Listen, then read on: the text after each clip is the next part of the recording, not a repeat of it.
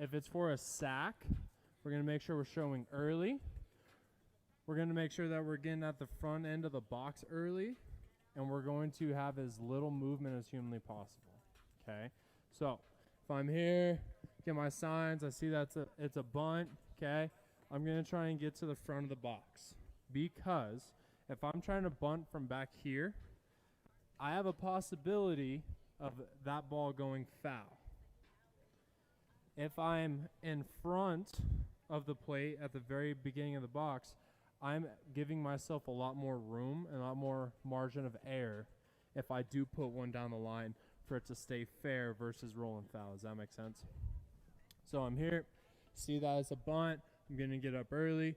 When the guy comes set, depending on what his timing is, if he's a quick guy to the plate, once he comes set, then we're going to look to show. If it's a guy that sits there and does 10 looks and is a slow, high knee, then generally we can show a little bit later.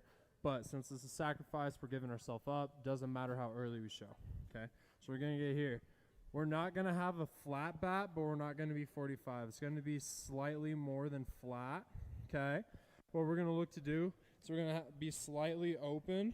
We're going to have this right leg kind of turned a little bit. We're almost going to do the clicker toss or clicker hand turn. We're here, and we're just going to put that thing right over the plate.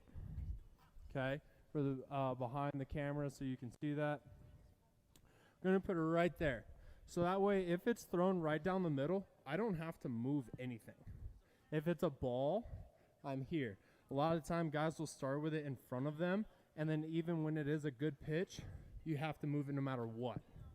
So we're going to start here, boom. You always start at the top of the zone and work down versus working down and coming up, okay?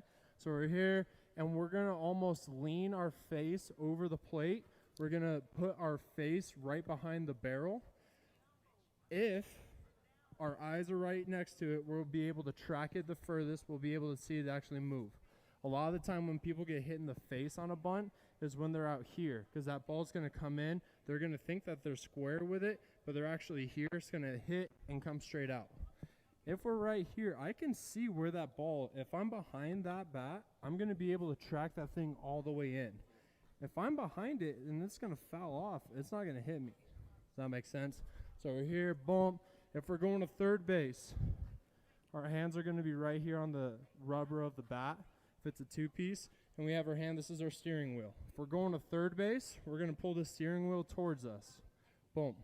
If we're bunting if we're wanting to bunt it hard, we're going to have a firm grip on the bat. So that way when it hits, when it recoils, it doesn't recoil into our hand, it goes into the ball.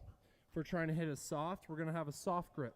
So that way when it hits, it can absorb into the palm of our hand.